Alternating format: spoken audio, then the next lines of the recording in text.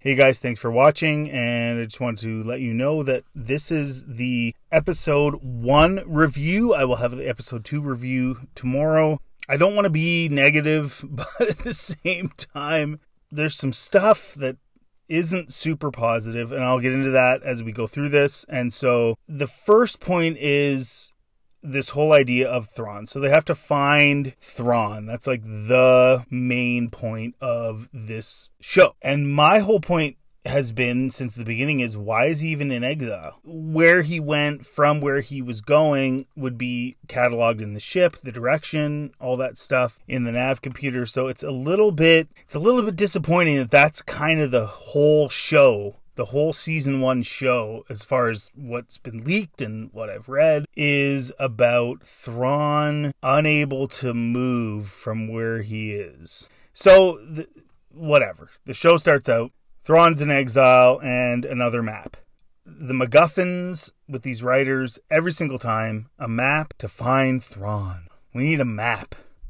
We've seen a map with Luke in the sequels. It's the same thing over and over and over and over and over. But we'll see. Maybe somehow this will turn out amazing. Maybe this will be like super exciting. We don't know for sure, but it's already started out just kind of bad, like what they usually do. A ship is intercepted by the New Republic, and they send a Jedi clearance code. An old one. So there's a ship, it's intercepted by the New Republic, and the people on board the ship send a Jedi clearance code. Of course, it's going to be the anti-Jedi from the trailer. And then the commander of the New Republic, who just looks so incompetent, calls their bluff. That's his words. Calls their bluff by allowing them onto the ship. So he calls their bluff by allowing them onto the ship.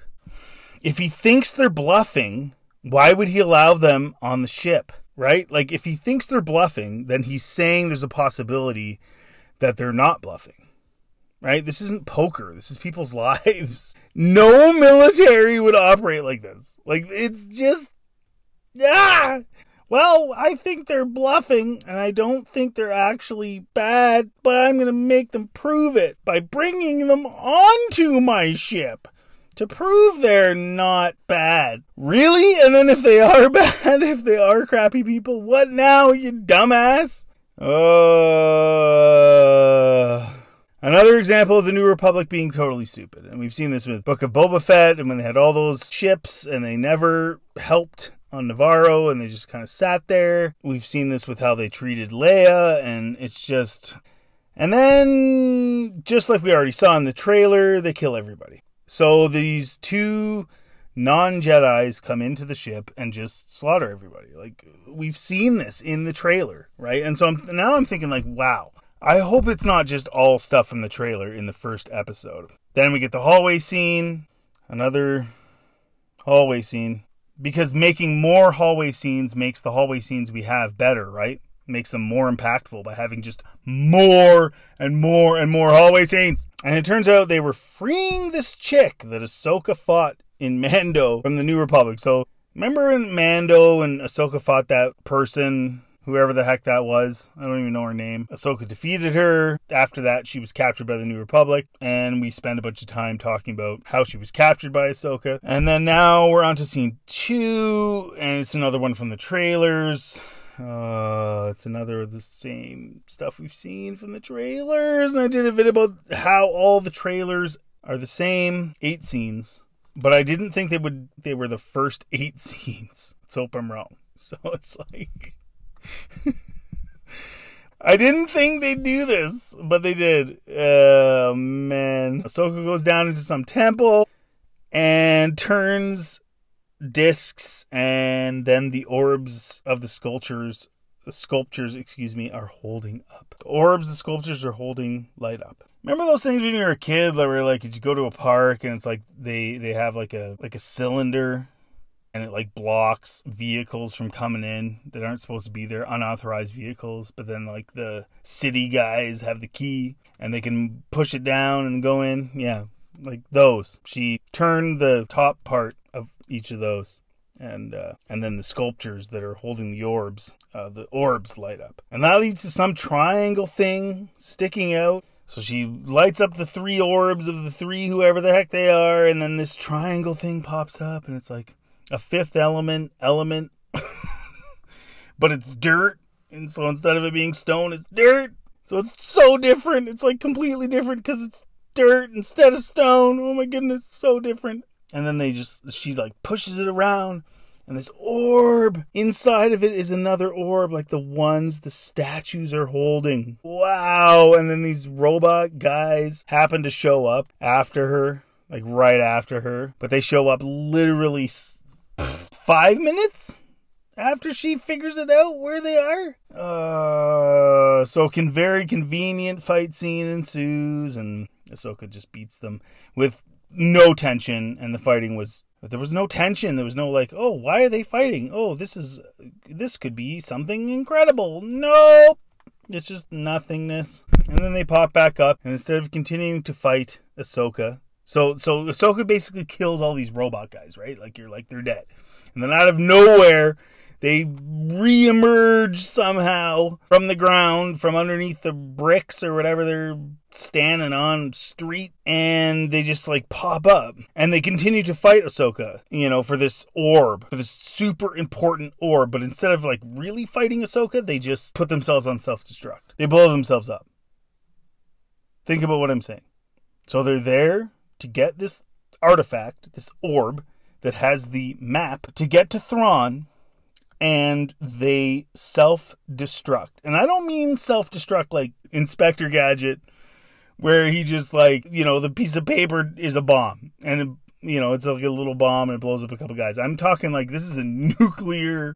It blows the shite out of the entire area. So they nuke the whole place. AHSOKA gets away. And it turns out the orb is the map to find to find Thrawn. And this is another Disney thing where it's like, oh, well, we'll put the where to go in the physical object. It's the physical objects that matter. Oh, seriously, this is a rampant dumb move.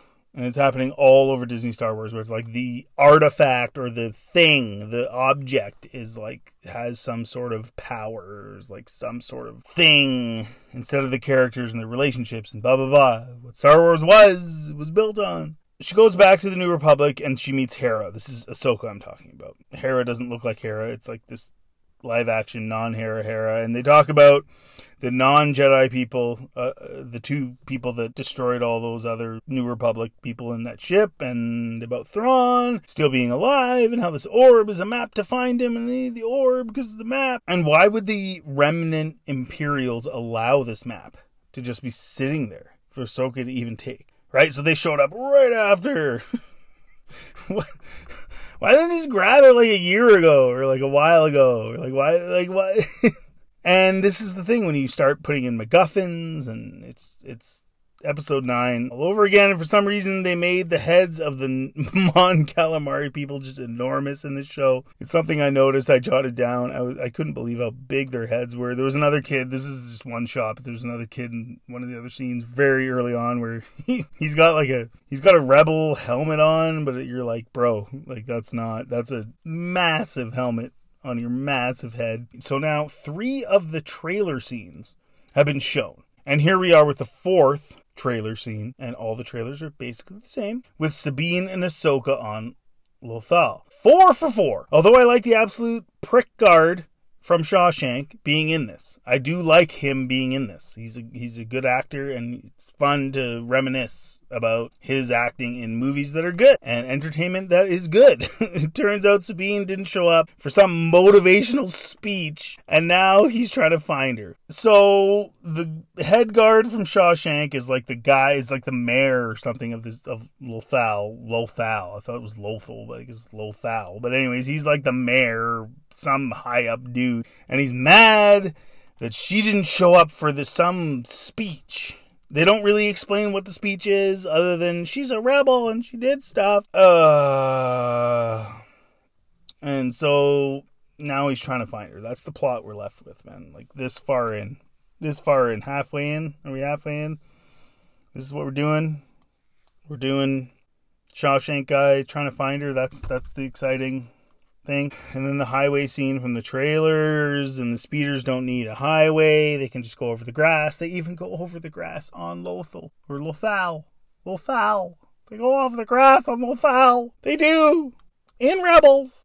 But we gotta have a highway to make it seem like we're filming The Matrix. So Shawshank guy sends cops to pull her over for not showing up to the ceremony to give her a motivational speech or whatever the heck it was.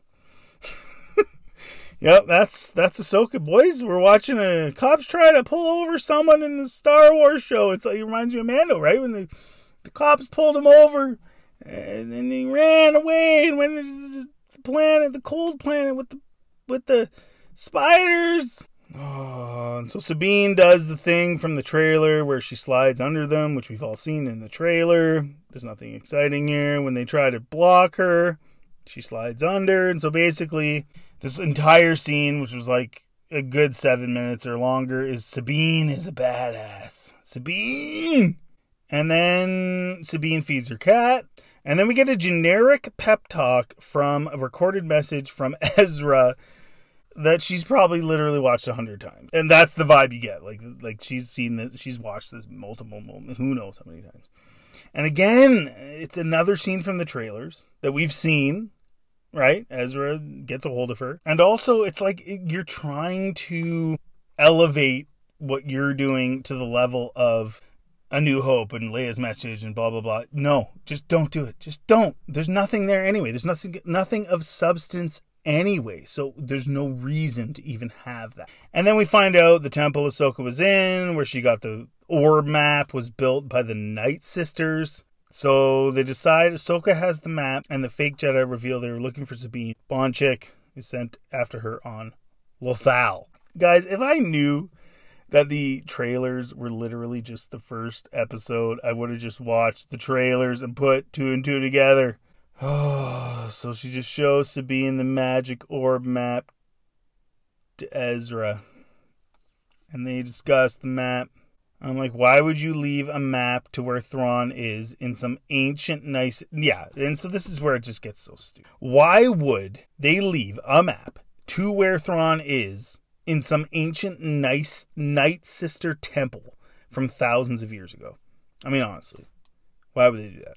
It doesn't make any sense. And then some needless dialogue between AHSOKA and Sabine. And AHSOKA was hard on Sabine, but Sabine was training to be a Jedi. And I want to say, I mean, I told you guys Anakin was in this. I told you that. Got blasted. And I told you guys Sabine was Force sensitive. No, she's not. And I was mocked.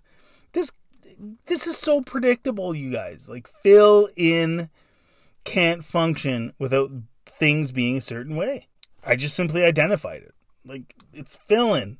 And Sabine wants to take the orb to a place where she can think more clearly. That's away from AHSOKA, basically, where AHSOKA's not letting her think clearly. AHSOKA is like, no. So, of course, Sabine is going to take it, and it will fall into enemy hands, because why write anything that isn't predictable and generic? Yeah, that's literally what's about to happen. So AHSOKA's droid scans the lightsabers from the video of the non-Jedis and realizes that Baylan is a former Jedi and AHSOKA will need help to take them on. So hence, AHSOKA is going to train Sabine. Predictable. This show is as predictable as it gets. But I will say, Baylan is actually, like, his acting, like his character is so generic and bubkiss Star Wars we've seen a million times. But I'll tell you, man, and God rest his soul, the actor playing him, it's good, man. He does a good job. I got to give full credit where credit is due with that. He's good. And so Sabine took the big orb, big surprise, and blonde, crazy non-Jedi is looking for her now. And we get a little scene with AHSOKA disappointed.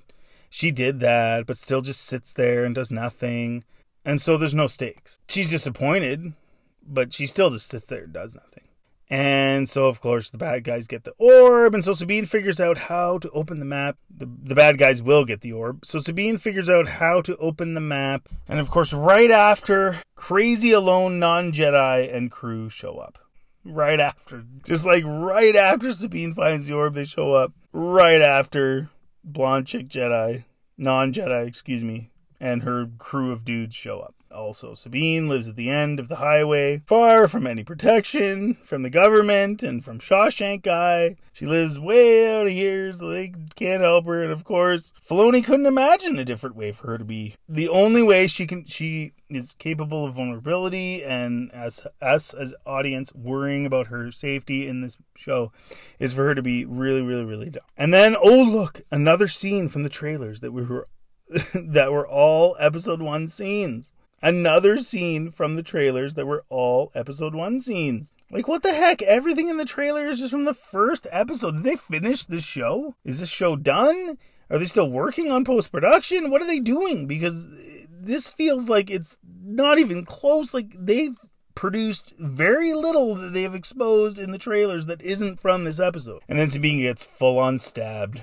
She gets stabbed Reva style. But wait, I know she lived because the promo stuff has her cut her hair, and we haven't seen the only scene from the trailers, not in this episode, where she's training with AHSOKA. So there is a scene in the final episode that isn't part of this episode, that isn't part of this part 1.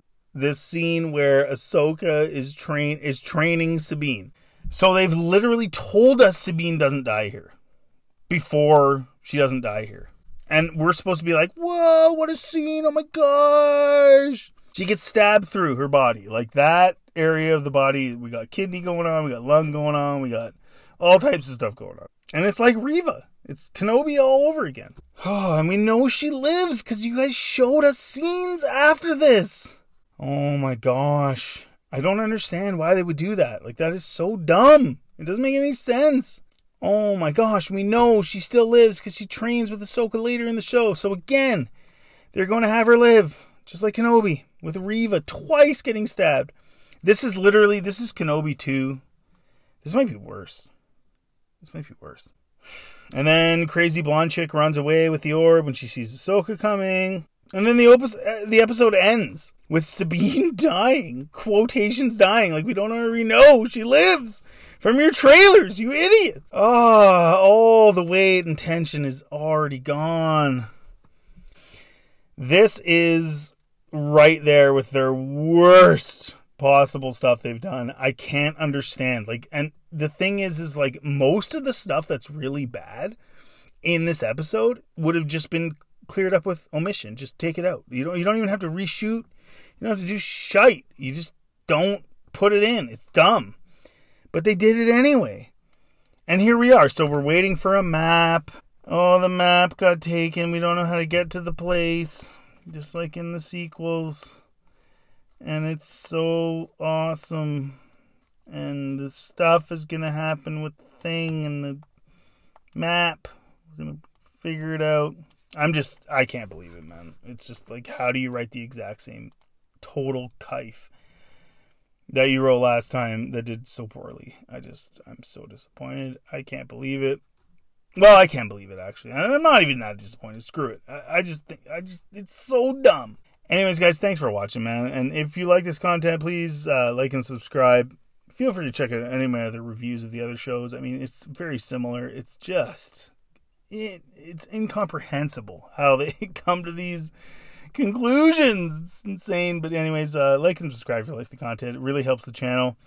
And thank you guys so much for watching, and have a good day.